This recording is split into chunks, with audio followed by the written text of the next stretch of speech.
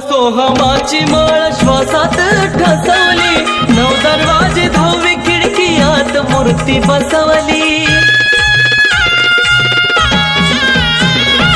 ओम सोहमाची माळ श्वासात ठसवली, नऊ दरवाजे 10वी खिडकीयात मूर्ती बसवली। खुला झाला मार्ग सामावून घेतलं सोयग, हे खुला झाला मार्ग सामावून घेतलं सोयग। कुंडलिनी सरसावली माऊली, कुंडलिनी सरसावली, भक्तीची गुरु किल्ली घावली,